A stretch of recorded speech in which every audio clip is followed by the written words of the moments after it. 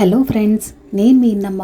మీరు ఇప్పుడు వింటున్నది ఆదెళ్ల శివకుమార్ గారి సస్పెన్స్ థ్రిల్లర్ వైతరిని ఈదుకుంటూ 8వ భాగం 14వ అధ్యాయం. మధ్యాహ్నం 2 గంటల సమయంలో నా అంతిమయాత్ర మొదలైంది. జనం విపరీతంగా వచ్చారు. ఎందుకు వచ్చారో నాకు తెలియదు. ఒక పెద్ద కంటైనర్ లారీని రంగురంగుల పువ్వులతో అలంకరించి లారీ ముందు భాగంలో నా చిత్రపటాన్ని ఉంచారు. ఆ తర్వాత క్రతువులన్నీ మొదలయ్యాయి.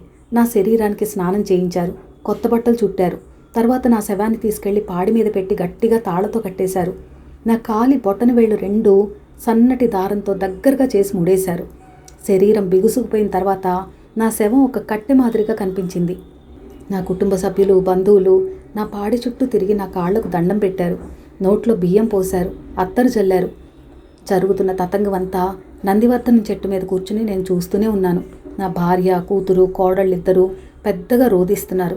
నా పెద్ద కొడుకు దుఃఖాన్ని ఆపుకోవటానికి విశ్వప్రయత్నం చేస్తుంటే నా చిన్న కొడుకు పదే పదే కన్నీళ్లు తుడుచుకుంటున్నాడు. వివిధ టీవీ ఛానళ్లకు సంబంధించిన కెమెరాలు నా అంతిమయాత్రను లైవ్ టెలికాస్ట్ చేస్తున్నాయి. ఆ రోజు ప్రముఖ దినపత్రికలన్నీ ఫ్రంట్ పేజీల్లో నా నిలువెత్తు ఫోటోలు ముద్రించి నాకు శ్రద్ధాంజలి ఘటించాయి. నా మనసంతా చల్లటి ఐసు ముక్కల మధ్య పెట్టేసినట్లు ఫ్రీజ్ అయిపోయింది. ఏ ఆలోచనలు లేకుండా నిర్వికారంగా జరుగుతున్న తతంగమంతా చూస్తూ ఉండిపోయాను. నా శరీరం ఉంచిన లారీ కదలటంతో గాల్లో ఎగురుకుంటూ ఆ లారీని అనుసరించాను. లారీ వెనుక జనం, కార్లు, బైకులు తదితర వాహనాల్లో వెంటే వస్తున్నారు. ట్రాఫిక్ అంతరాయం ఏర్పడకుండా పోలీసులు వాహనాలను నియంత్రిస్తూ ట్రాఫిక్ను క్లియర్ చేస్తున్నారు. సాయంత్రం 5 గంటల సమయంలో లారీ సిటీ శివార్లలో ఉన్న ఫామ్ హౌస్కు చేరుకుంది. నాకెంతో ఇష్టమైన ఫామ్ హౌస్ అది. 24 ఎకరాలు. నెలకు కనీసం ఒక్కసారైనా అక్కడికి వచ్చి సాయంత్రం వరకు మందు కొడుతూ సేద తీరుతూ ఉండేవాణ్ణి. బిజినెస్ ఒత్తిళ్ల నుంచి నన్ను నేను కాపాడుకోవటానికి ఆ ఫామ్ హౌస్ ఒక ఆటవిడుపుగా ఉంటూ వచ్చేది. ఇప్పుడు అదే నాకు శ్మశానమైంది. చీకటి పడకుండానే కార్యక్రమం ముగించండి త్వరగా అంటున్నారు ఎవరో. పంతులు గారు మంత్రాలు చదువుతున్నారు. కొంచెం దూరంలో నా కోసం పేర్చుతున్న చితి కనిపించింది. ఫస్ట్ క్లాస్ గంధపు చెక్కలు తెచ్చినట్లున్నారు. అవునవును, కోటీశ్వరుడు. డబ్బుకేం లోటు? అవసరమైతే కరెన్సీ నోట్లతో కూడా తగలపెట్టగలరు. ఫామ్ హౌస్ చాలా పెద్దదిగా ఉంది. కనీసం 20 ఎకరాలు ఉంటుందా? 30-40 ఎకరాలు ఉండొచ్చు. అయినా ఇంత ఆస్తి ఒక్కడు ఎలా సంపాదించాడో ఏంటో ఆ టెక్నిక్ మనకు కూడా చెప్తే బాగుండేది. వెర్రి కానీ డబ్బు సంపాదించేవాడు ఆ సీక్రెట్ అందరితో షేర్ చేసుకుంటాడా ఏంటి? వీలైనంత ఎక్కువ వాడొక్కడే దోచుకుని దాచుకోవాలనుకుంటాడు. అంతే తప్ప రండి బాబు రండి, డబ్బులు ఎలా సంపాదించాలో చెప్తాను అంటూ కోచింగ్ క్లాసులు నడపడు. అవునవును, నువ్వు చెప్పేది కరెక్టేలే. ఎక్కడో మారుమూల టౌన్ నుంచి సిటీకి వచ్చాడంట. 40 ఏళ్లలో 1000 కోట్లు సంపాదించాడు. నిజంగా చాలా గొప్ప ఇన్స్పిరేషనే ఈయన. లంచాలు మంచాలు ఎరగా వేస్తే ఎవరైనా ఇంతకంటే ఎక్కువే సంపాదించవచ్చు. ఆ మాట అంటున్నది రాజారావు గాడు. నా చుట్టూ తిరుగుతూ వంగి వంగి నమస్కారాలు పెట్టేవాడు. మీకోసం ప్రాణాలైనా ఇచ్చేస్తాను సార్ అని నిరంతరం చెప్తుండేవాడు. ఆ రాజారావు గాడే నా గురించి ఇదంతా మాట్లాడుతున్నాడు. కార్యక్రమం తొందరగా పూర్తయితే బాగుండు, లేట్ అయితే మా ఆవిడ వీరంగం వేస్తుంది అంటున్నాడు ఒకడు. వాడెవడో కూడా నాకు తెలియదు. ఏంటంత అర్జెంట్ పని? ఇంకొకడు అడిగాడు. మహేష్ బాబు సినిమా రిలీజ్ అయింది కదా, 2 రోజుల నుంచి పోరు పెడుతోంది తీసుకెళ్ళమని. దుర్గాప్రసాద్ గారు పోయారని తెలిసేసరికి పరిగెత్తుకుంటూ వచ్చాను. కనీసం ఈరోజు సెకండ్ షోకైనా తీసుకెళ్ళకపోతే నాకుందే భజన. మరీ పెళ్ళామంటే అంత భయపడకూడదు గురు. భయమా తొక్క? భయపడినట్లు నటిస్తే లైఫ్ సుఖంగా ఉంటుంది. నెలకోసారి రిలీజ్ అయిన సినిమాకు తీసుకెళ్ళి బయట లంచో డిన్నరో హోటల్లో తినిపించేసి 3 నెలలకో షాపింగు, సంవత్సరానికో 1/4 కేజీ బంగారం కొనిస్తే ఇక మనం ఎన్ని వేషాలు ఇసినా పట్టించుకోదు. దాని పట్టు చీరలు, నగలు ఫ్రెండ్స్కి చూపించుకుంటూ బిజీగా ఉంటుంది. 15 ఏళ్లుగా ఆ టెక్నిక్కే ఫాలో అవుతున్నా. అందుకే జీవితం సుఖంగా ఉంది. ఆ మాటలన్నీ వింటుంటే కంపరం కలిగింది.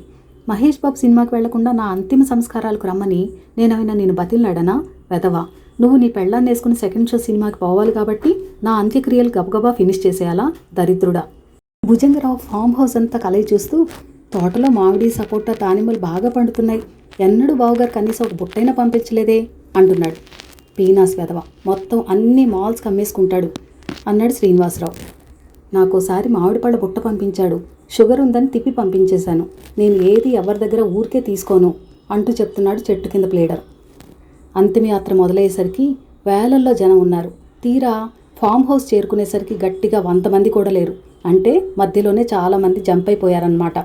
అసలు ఎందుకు అంతిమయాత్రకు వచ్చినట్లు, అట్నుంచి అటే ఎందుకు పోయినట్లు? ఇదిగిదిగో న్యూస్లో నన్ను చూపిస్తున్నారు అంటూ ఒకడు మొబైల్లో వస్తున్న వార్తల్ని పక్కవాడికి చూపిస్తున్నాడు. టీవీ న్యూస్లో నా అంతిమయాత్ర ప్రత్యక్ష ప్రసారాలను చూపిస్తున్నారు. హాల్లో నా శవం పెట్టిన ఫ్రీజర్ దగ్గర నిలబడిన వాడు కూడా ఒక 5 సెకండ్లు కనిపించాడు. అది వాడి ఆనందం. ఇక్కడ ఎకరం ఏమాత్రం ఉండొచ్చంటారు? 10-15 లక్షల దాకా ఉంటుంది. అబ్బో, అంటే ఈ ఫామ్ హౌస్ కనీసం 5-6 కోట్లు చేస్తుందన్నమాట. అవునవును, ఎవరి దగ్గర కొట్టేశాడో కానీ మంచి బిట్టే సంపాదించాడు. 10 లక్షలు పడేసి ఎవరి దగ్గర రాయించుకుని ఉంటాడు. మరొకటి దగ్గరుండి చూసినట్టుగా చెప్తున్నాడు. నాకు కాలిపోయింది. ఒరే దరిద్రుడా, 20 ఏళ్ల క్రితం 45 లక్షలకు మార్కెట్ రేట్ ఇచ్చి మరీ కొన్నాన్రా దౌర్భాగ్యుడా అంటూ కసిగా తిట్టుకున్నాను. దుర్గాప్రసాద్ గారు పోయాక కొడుకులకి ఈ కంపెనీలు నడిపేంత కెపాసిటీ లేదంట కదా అన్నాడొకడు. ఎవరు చెప్పారో కానీ 100% కరెక్ట్. ఒకడు కోక చూస్తే సొల్లు కారుస్తాడు, ఇంకొకడు గుర్రాన్ని చూస్తే వెర్రెత్తిపోతాడు. గుర్రాన్ని చూసి వెర్రెత్తటం ఏంటండి? ఇంకొకడు అడిగాడు. అదే, వాడికి గుర్ర పందాలు పిచ్చి, ఎప్పుడు చూసినా రేసులు ఆడుతూ ఉంటాడు. అయితే మాత్రం ఏంటి, 1000 కోట్ల ఆస్తి, ఎన్ని గుర్రపందాలు ఆడితే మాత్రం అదో లెక్క చెప్పండి. పైకి అంతా అలానే కనిపిస్తారండి. ప్రస్తుతం దుర్గాప్రసాద్ గారి పరిస్థితి ఘోరంగా ఉందంట. బ్యాంకుల దగ్గర నుంచి 1000 కోట్లు అప్పులు చేశాడంట. ఇక బిజినెస్ సర్కిల్స్లో పరిచయం ఉన్న వాళ్ళ దగ్గర నుంచి కూడా 100 కోట్లు తీసుకున్నాడంట. వ్యాపారాలు సరిగ్గా నడవక ఐపీ పెట్టేద్దామని ఆలోచిస్తున్నాడంట. ఏంటి, దుర్గాప్రసాద్ గారు ఐపీ పెడదామనుకున్నాడా? ఆశ్చర్యంగా అడిగాడు అతను. సమాచారం చెప్పిన పెద్ద మనిషి గుంటనక్క నవ్వొకటి నవ్వుతూ, ఎంతమందిని చూడలేదండి. ఎలా వస్తాయండి 1000 కోట్లు? జనాల్ని ముంచకపోతే కొడుకులిద్దరు వెధవలు, వ్యాపారాలు దివాళా తీసే పరిస్థితిలో ఉన్నాయి. అందుకే ఆ టెన్షన్తో హార్ట్అటాక్ వచ్చి పోయి ఉంటాడు అన్నాడు తాపీగా సిగరెట్ దమ్ము లాగుతూ. నా గురించి ఇంత చండాలంగా మాట్లాడుతున్న వాడి పేరు విజయభాస్కర్. మా కంపెనీ డిస్ట్రిబ్యూషన్ ఇప్పించమని కాళ్ళ వేళ్ల పడుతుండేవాడు. మొత్తానికి జాలిపడి ఇప్పించాను. ఇప్పటికి 6 సార్లు ఐపీ పెట్టాడు. ఐపీ పెడితే బిజినెస్ సర్కిల్స్లో పలుకుబడి బాగా పెరుగుతుంది సార్ అంటూ వెకిలిగా నవ్వేవాడు. ఐపీ పెట్టిన వాడి దగ్గర అందరికీ ఎగ్గొట్టి దాచుకున్న చాలా అమౌంట్ ఉంటుంది కాబట్టి మార్కెట్లో పరపతి బాగా పెరుగుతుంది సార్ అంటూ వక్రభాష్యాలు కూడా చెప్పేవాడు. అటువంటి వాడు నేను ఐపీ పెట్టాలనుకున్నానని తప్పుడు వార్తలు ప్రచారం చేస్తున్నాడు. అసలు నాకు ఐపీ పెట్టాల్సిన కర్మేం పట్టింది? నా వ్యాపారాలు బ్రహ్మాండంగా నడుస్తున్నాయి. గ్లోబల్ కాంట్రాక్టర్ని అయ్యాను. దాదాపుగా నా ఆస్తి విలువ 10,000 కోట్లకు పైగానే ఉంటుంది. ప్రతి ఏడాది ఏదో ఒక సరికొత్త వ్యాపారం మొదలు పెడుతూనే ఉంటాను. నా కంపెనీలో 1000 మంది ఉద్యోగులు పనిచేస్తున్నారు. పరోక్షంగా ఆ కుటుంబాలన్నింటినీ నేను పోషిస్తున్నట్టే కదా. ఇంత బాగుంటే నేను ఐపీ పెట్టాలనుకుంటున్నానని ప్రచారం చేస్తున్నారు. నా శవం చితి మీద చేరటానికి మరో 1 గంట సమయం పట్టింది. సూర్యాస్తమయం అవుతోంది, త్వరపడాలి అంటూ పంతులు గారు ఒకవైపు మంత్రాలు చదువుతూ హెచ్చరిస్తున్నారు. ఆ సమయంలో జనం నా గురించి ఏమనుకుంటున్నారన్నది నేను వింటూనే ఉన్నాను. కొంతమంది మౌనంగా ఉన్నారు. వాళ్ల మనసుల్లో ఏ విధమైన ఆలోచనలు కదులుతున్నాయో నాకు తెలీదు. మరి కొంతమంది మాత్రం నోటికొచ్చిందల్లా మాట్లాడుతున్నారు. వాళ్ళు నా గురించి చేస్తున్న కామెంట్లను ఖండించేవాడెవ్వడూ లేడు కాబట్టి రెచ్చిపోయి ఏది పడితే అది మాట్లాడుతున్నారు. గ్రూపులుగా విడిపోయి నా గురించి వాళ్లకు తెలిసినవి, తెలియనివి, విన్నవి, విననివి, తమకు తాము ఊహించుకున్నవి అన్నీ కలిపి వాటికి మసాలా అద్దుకుని మరీ మాట్లాడుకుంటున్నారు. నేను గమనించిన విషయం ఏంటంటే, దాదాపుగా అందరి మాటల్లో నా మరణం పట్ల సానుభూతి, ఆవేదన కంటే ఉక్రోషం, అసూయ, ద్వేషాలే ఎక్కువగా కనిపిస్తున్నాయి. నిజమే, నేను వాళ్ళందరికంటే ఎన్నో లక్షల రెట్లు ఉన్నతమైన స్థాయిలో ఉన్నాను కాబట్టి వాళ్ళు అసూయ పడటంలో అర్థం ఉంది. కానీ పోయిన వాడి గురించి కనీసం సంస్కారహీనంగా మాట్లాడకూడదన్న ఇంగిత జ్ఞానం కూడా వీళ్ళకి లేదే. ఆవేదనగా అనుకున్నాను. ఇన్ని 1000 కోట్ల ఆస్తి నాకు రాత్రికి రాత్రి ఎవరైనా దారాదత్తం చేశారా? 45 సంవత్సరాల పాటు నా యవ్వనపు రోజుల నుంచి మొదలుపెట్టి అహోరాత్రులు కష్టించి, నిద్రలేని రాత్రులు 1000 కొద్ది అనుభవించి, అనుక్షణం టెన్షన్ పడుతూ, కాలంతో పోటీ పడి పరుగులు తీస్తూ ఈ స్థాయికి చేరుకున్నాను. నా గురించి ఇంత హీనంగా మాట్లాడుతున్న వీళ్లలో చాలామంది సాయంత్రం 6 గంటలు దాటితే బార్లలో, క్లబ్బుల్లో కాలక్షేపం చేసి ఏ అర్ధరాత్రో ఇంటికి చేరుతూ ఉంటారు. అదే నేను అర్ధరాత్రి దాకా ఆఫీస్లో కూర్చుని పనులన్నీ చూసుకుంటూ ఉంటాను. రోజుకు 18 గంటల చొప్పున దశాబ్దాల తరబడి నిర్విరామంగా శ్రమిస్తే కానీ నేను ఇన్ని 1000 కోట్లు సంపాదించలేకపోయాను. నా అంకిత భావం, దీక్ష, పట్టుదల, కఠోర శ్రమ ఇవన్నీ ఏవి కూడా వీళ్లకు కనిపించటం లేదా? నా పెద్ద కొడుకు భుజం మీద నీటితో నిండిన మట్టి కుండను పెట్టుకుని చితి చుట్టూ ప్రదక్షిణాలు చేస్తుండగా చుట్టూ చేరిన జనం గోవిందా గోవిందా అని గట్టిగా ఉచ్చరిస్తున్నారు. 3 ప్రదక్షిణాలు అయిపోయిన తర్వాత మట్టి కుండ నేల మీద పడి బద్దలైంది. నా పెద్ద కొడుకు నా చితికి నిప్పు పెట్టాడు. వెను తిరిగి చూడకుండా వెళ్ళిపోవాలి నాయనా అంటున్నారు పంతులు గారు. నేను సరిగ్గా నా చితి మీద గాలిలో తేలుతూ కింద చితిలో తగలబడుతున్న నా దేహం వైపు చూస్తూ ఉండిపోయాను. ఏముందక్కడ? ఎగసిపడుతున్న అగ్ని కీలలకు ముందు శరీరం మీదున్న చర్మం కరిగిపోయింది. ఆ తర్వాత మాంసఖండాలు కాలుతున్న కమురు కంపు అక్కడంతా వ్యాపించింది. 5 నిమిషాల తర్వాత ఫట్మన శబ్దం వినిపించడంతో పంతులు గారు, కపాలమోక్షం జరిగింది, అందరూ బయలుదేరండి అన్నారు. అలా చెప్పాక నా చితి దగ్గర నుంచి అందరూ నిష్క్రమించారు. ఒక్కడు మాత్రం బీడీ వెలిగించుకుని తాపీగా పొగ పీలుస్తూ ఒక పొడవాటి కర్ర తీసుకుని చితిని అటూ ఇటూ సర్దటం ప్రారంభించాడు. ఎంతో పదిలంగా కాపాడుకుంటూ వచ్చిన నా దేహం నా కళ్ళ ముందే దగ్ధం కావటం చూశాను. యాపిల్ జ్యూసులు తాగి, ఖరీదైన విదేశీ లిక్కర్లు, బలవర్ధకమైన ఆహారాలతో, పిస్తా బాదం జీడిపప్పులతో పెంచి పోషించిన శరీరం ఇది. సెంట్రల్ ఏసీలో ఖరీదైన బెంజ్ కార్లలో విహరించిన శరీరం ఇది. అత్యంత సుందరీమణుల కౌగిళ్లలో సుఖించిన నా శరీరం. స్పాలు, బాడీ మసాజులు, తైలవర్ణాలతో సేద తీరిన శరీరం. ప్రపంచంలోనే ఖరీదైన క్రీములు, డిజైనర్ వేర్ దుస్తులను ధరించిన శరీరం. ఏ శరీరం కనిపించగానే దాదాపుగా ఈ ప్రపంచంలో చాలామంది వంగి వంగి నమస్కారాలు చేస్తూ ఉండేవారో ఆ శరీరం ఇది. నా కళ్ళ ముందే దగ్ధమైపోతోంది. ఈలోగా అక్కడికి మరొకడు వచ్చి నా శవాన్ని కాలుస్తున్న వాడితో ఏదో మాట్లాడాడు. అంతే, వాడు పరుగు పరుగున వెళ్ళి 2 బకెట్ల నీళ్లు తీసుకొచ్చి నా చితి మీద పోశాడు. ఎగసి పడుతున్న అగ్ని కీలల తీవ్రత కొంచెం తగ్గేసరికి వాళ్ళిద్దరూ కలిసి మరో 5-6 బకెట్లతో నీళ్లు తీసుకొచ్చి నా చితి మీద పోయగానే మంటలు కాస్త చల్లారాయి. లోపల నిప్పు తెలుస్తోంది, కానీ అగ్ని పైకి దహించటం దాదాపుగా ఆగిపోయింది. నేను దిగ్భ్రాంతిగా ఇదంతా చూస్తూ ఉండగా వాళ్ళు నా చితిలోని కట్టెలు ఏరటం ప్రారంభించారు. 4-5 వేలొస్తాయా ఏసేబు అని అడుగుతున్నాడు అంతవరకు నా శవాన్ని కాలుస్తున్నవాడు. ఎహె, ఫస్ట్ క్లాస్ గంధపు చెక్కలరా బాబు ఇవి, వెర్రి నా కొడుక, సరిగ్గా తీయి, అమ్ముకుంటే 50,000 వచ్చినా రావచ్చు అంటూ తను నా చితిలోని గంధపు చెక్కల్ని ఏరసాగాడు. 50,000? అబ్బో ఏసోబు, నెల రోజులు మనకి పండగే పండగరా. శవం కాల్చమని 2 ఏళ్ళు మొఖాను కొట్టిపోయాడు. నువ్వే కానీ రాపోతే బంపర్ ఛాన్స్ పోయేదిరా. ఎర్రి నా కొడుక, అందుకే కదరా నేను జనం కరుమయ్యేదాకా తుప్పల మాటను నక్కి నక్కి కూర్చున్నాను. ఏడ మొత్తం అంతా తగలేస్తావోనని హడలి చచ్చాను అన్నాడు వాడు బొడ్లోంచి ఒక చీప్ లిక్కర్ బాటిల్ తీసి నోట్లో వంపుకుంటూ. వాళ్ళిద్దరూ కలిసి నా చితిలోంచి తగలబడగా మిగిలిన గంధపు చెక్కలను నీళ్లు పోసి ఆర్పేసి అవన్నీ ఏరుతున్నారు. 10 నిమిషాల క్రితం వరకు ఆ ప్రాంతం జనాలతో హడావుడిగా ఉంది. కానీ ఇప్పుడు కొద్దిగా వెలుగుతున్న నా చితిలోంచి గంధపు చెక్కలు ఏరుతున్న వాళ్ళిద్దరూ తప్ప ఆ చుట్టుపక్కల పరిసరాల్లో మనిషి అనేవాడి జాడలేరు. ఫామ్ హౌస్కి 3 వాచ్మెన్లను పెట్టాను. వాళ్ళు 3 ఎటుపోయారో తెలియదు. ఈలోగా హఠాత్తుగా ఒక సంఘటన జరిగింది.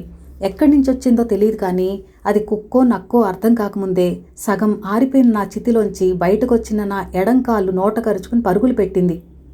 రేయ్, పట్టుకో పట్టుకో, శవం లాక్కుపోతుందిరా అంటూ గంధం చెక్కలు ఏరుతున్నవాడు కంగారుగా అరిచేసరికి ఏసేపు చిత్విలాసంగా నవ్వుతూ తిరిగి చీప్ లిక్కర్ గొంతులోకి వంపుకున్నాడు.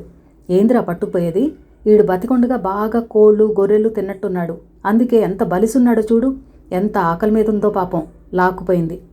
ఇప్పుడు దానెంటపడి తరిమి ఈడి కాలట్టుకొచ్చి చితిలో వేస్తావేంట్రా ఎర్రి నా కొడుక అన్నాడు వంకర్గా నవ్వుతూ.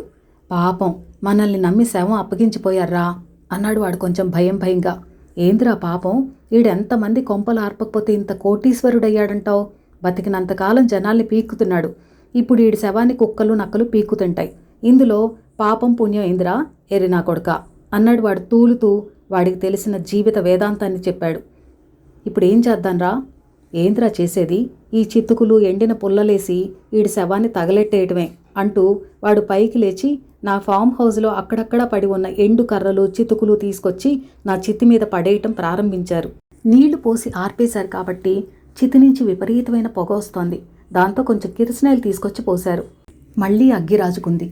నేను నా కళ్ల ముందు జరుగుతున్న ఈ సంఘటనలను దిగ్భ్రాంతితో చూస్తున్న విషయం వాళ్ళకి తెలీదు. అసలే 62 ఏళ్లుగా ఎంతో మమకారంతో సంరక్షించుకుంటూ వస్తున్న నా దేహం నా కళ్ల ముందే కాలి బుగ్గి కావటం నన్ను తీవ్రమైన వేదనకు గురిచేస్తోంది. జరుగుతున్న ఈ సంఘటన నా ఆవేదనను ఇంకా రెట్టింపు చేసింది. నా సెక్రటరీ అర్జున్రావు గాడు నా చావు వార్తను టీవీ ఛానళ్లకు అమ్మేశాడు. నా కారు డ్రైవర్ ఆర్ముగంగాడు నా శవం మీద వేసిన పూలదండల్ని మళ్లీ అమ్ముతూ సొమ్ము చేసుకున్నాడు. ఇప్పుడు వీళ్ళు నా చితిలోంచి గంధపు చెక్కల్ని తీసి దొంగిలించి క్యాష్ చేసుకోబోతున్నారు. ఇదంతా నా కళ్ల ముందే జరుగుతున్నా ఏమీ చేయలేని నిస్సహాయ స్థితిలో ఉన్నాను నేను. ఈ ప్రపంచంలో అత్యంత శక్తివంతుడిగా నన్ను చూడగానే జనం వంగి వంగి పెట్టే నమస్కారాలను అందుకుంటూ ఇంతకాలం జీవించిన నేను ఒక్కసారిగా ఇంత భయంకరమైన స్థితిలోకి ఏ విధంగా తోసివేయబడ్డాను? నేను వింటుండగానే నా గురించి అత్యంత నీచంగా, హేళనగా జనం మాట్లాడుకుంటున్నారు. ఎవడికి వాడు వీలైనంతగా నా చావు గురించి లబ్ధి పొందటానికి ప్రయత్నిస్తున్నారు. ఏంటిదంతా? ఒకవైపు నా శవం తగలబడుతుంటే మరోవైపు వాళ్ళిద్దరూ కలిసి ఏరుకున్న గంధపు చెక్కలను నా ఫామ్ హౌస్ నుంచి బయటకు తరలించే పనిలో పడ్డారు. అరగంట తర్వాత సన్నగా వెలుగుతున్న నా చితి, నేను తప్ప అక్కడింకెవ్వరూ మిగల్లేదు. చీకటి మరింత చిక్కనయ్యింది. నాకెందుకో ఒక్కసారిగా భయం లాంటిది కలిగింది. నిర్మానుష్యమైన ఈ ప్రాంతంలో దయ్యాలేమైనా ఉంటాయా అనే ఆలోచనతో భయం వేసింది. చచ్చినా ఇంకా దయ్యాలంటే భయం పోలేదురా బాసు అని వినిపించింది. నేను ఆశ్చర్యంగా అటువైపు చూసేసరికి గాల్లో తేలుతున్న ఒక తెల్లటి ఆకారం కనిపించింది. నా గొంతు పిడచకట్టుకుపోయింది. భయంతో ఎవరు నువ్వు అని అడిగాను తడబడుతూ. ఆ ఆకారం పెద్దగా నవ్వింది. నా పేరు వీరారెడ్డి. నువ్వు ఏ దయ్యం వస్తుందని భయపడుతున్నావో ఆ దయ్యాన్ని. నువ్వెందుకు నా ఫామ్ హౌస్లో తిరుగుతున్నావు? కొంచెం కోపంగా అడిగాను. చచ్చినా ఇంకా నీ ఫామ్ హౌస్ ఏంటి బాసు? ఆ రామరెడ్డి గాడి మీద పగ తీర్చుకునేంత వరకు నేను ఇలా దయ్యంలాగా తిరుగుతూ ఉండాల్సిందే అంది ఆ ఆకారం భారంగా నిట్టూరుస్తూ. రామరెడ్డి మీద పగెందుకు అడిగాను. వాడు నా తమ్ముడు. ఆస్తి తగాదాల్లో ఒకరోజు రాత్రి నిద్రపోతున్న సమయంలో గొడ్డలితో నరికి నన్ను చంపేశాడు. అందుకే వాడి అంతు చూసేదాకా నేను దెయ్యంగా తిరుగుతూనే ఉంటాను. ఏంటి, మీ ఇద్దరి మధ్య ఆస్తి తగాదాలా? ఎన్ని 100 కోట్లేంటి అని అడిగాను. 100 కోట్ల నా బొంద. 1/2 ఎకరం పొలం కోసం నా తమ్ముడి చేతిలో చచ్చాను నేను. అప్పటికే 20 ఏళ్ల నుంచి కోర్టుల చుట్టూ తిరుగుతున్నాం. తీర్పు ఎక్కడ నాకు అనుకూలంగా వస్తుందోనని వాడు నన్ను ముందుగానే హత్య చేశాడు. సరే, ఇదంతా నాకెందుకు చెప్తున్నావు అన్నాను కొంచెం విసుగ్గా. వీరారెడ్డి దయ్యం మరోసారి నవ్వింది. ఈ బంధువులు, ఆస్తిపాస్తులు ఇవన్నీ బతికినంత కాలమే బాసు. మనం చచ్చిన తర్వాత ఎవ్వడూ పట్టించుకోడు. నన్ను మర్డర్ చేసిన కేసులోంచి బయటపడటానికి వాడు 2 ఎకరాల పొలం అమ్ముకుని రోడ్డును పడ్డాడు. ఎలాగైనా వాడు కుక్క చావు చచ్చేదాకా నా ఆత్మ శాంతించదు. ఇదంతా ఎందుకు చెప్తున్నాను అంటావు కదా? కొత్తగా చచ్చి ఆత్మగా మారావు కాబట్టి అనుభవంతో చెప్తున్నాను. లేకపోతే నీ కళ్ళ ముందు జరుగుతున్నవన్నీ చూస్తూ ఉంటే నీకు మెంటల్ వస్తుంది బాసు అన్నాడు. ప్రస్తుతం నా పరిస్థితి అలాగే ఉందిలే అంటూ మనసులో గొణుక్కున్నాను. సరే బాసు, వెళ్ళొస్తాను. ఆ రామరెడ్డి గాడి సర్వనాశనం చూసేదాకా నాకు మనశ్శాంతి లేదు, పోయొస్తా అంటూ గాల్లో తేలుకుంటూ వీరారెడ్డి దయ్యం వెళ్ళిపోయింది. తిరిగి నేనొక్కడే మిగిలిపోయాను. తెల్లగా తెల్లారేంత వరకు మామిడి చెట్టు మీద కూర్చుని కాలుతున్న నా కాష్టం వైపే చూస్తూ ఉండిపోయాను.